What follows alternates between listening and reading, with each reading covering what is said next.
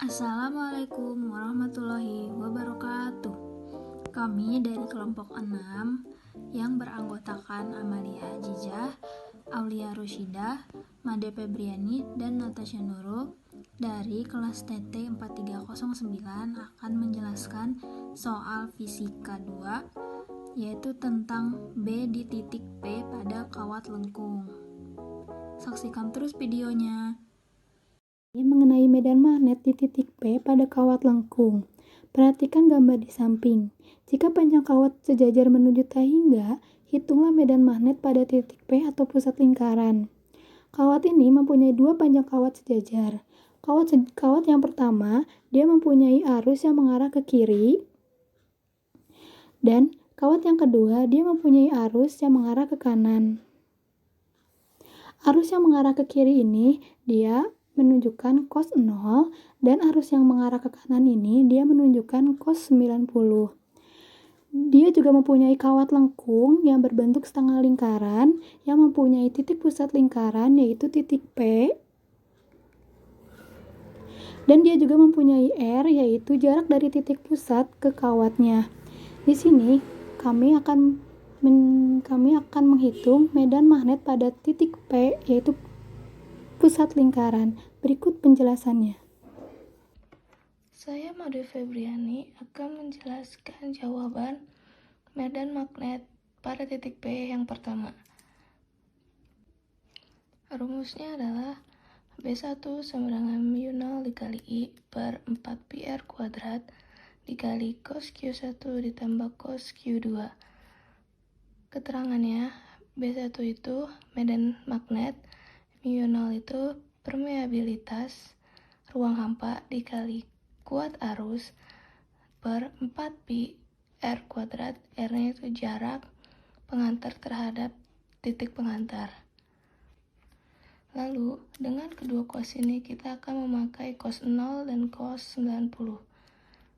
Karena kawat tersebut sejajar sehingga I ke arah kiri sama dengan cos 0, sedangkan I ke arah kanan sama dengan cos 90. Lalu lanjut, setelah itu sama dengan mu0 dikali I per 4πr kuadrat, lalu cos 0 ditambah cos 90, lalu cos mu0 kali I per 4πr kuadrat, karena cos 0 itu adalah 1 dan cos 90 itu 0, lalu sama dengan mu0 dikali I per 4πr kuadrat dikali 1, ini dijumlahkan lalu hasilnya 1 dan dikali sama dengan mu0 kali 1 dikali I per πr kuadrat. Saya Amalia Ajijah akan menjelaskan B2. Jadi karena B2 itu bentuknya kan setengah lingkaran, jadi diintegralkan. B2 sama dengan mu0 dikali I per 4π, terus diintegralkan dari 0 sampai pi, terus R dikali D dikali theta per R kuadrat. Didapatkan hasilnya mu0 dikali I per 4R. Untuk yang B3 itu sama dengan kayak B1 karena mereka adalah kawat yang sejajar.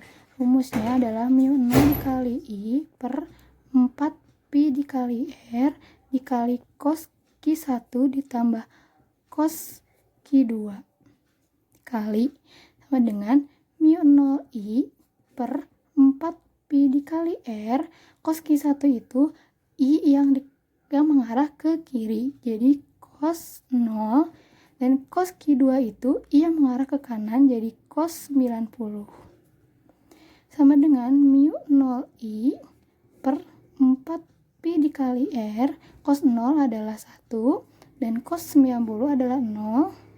1 tambah 0, 1 dikali ini sama dengan mu0 dikali I per 4π dikali R. Jadi B3 adalah mu0 dikali I per 4π R. Baiklah, saya Natasha Nurul Putri akan menjelaskan tentang total medan magnetnya. di mana setelah kita mendapatkan nilai B1, B2, dan B3, di mana B1 sama dengan B3 yaitu sebesar mu0 dikali I per 4VR. Kemudian B2-nya sama dengan mu0 dikali I per 4R. Setelah itu, rumus untuk total medan magnet sama dengan B1 ditambah B2 ditambah B3.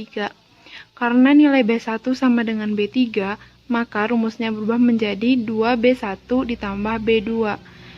Kemudian kita masukkan nilai B1 dan B2-nya, di mana nilai B1 sebesar mu0 dikali I per 4VR atau pi, ditambah B2 sebesar mu0 dikali I per 2V kali R atau pi, sama dengan mu0 dikali I per 4V dikali R, 2 ditambah V atau pi, sehingga arahnya yaitu keluar bidang.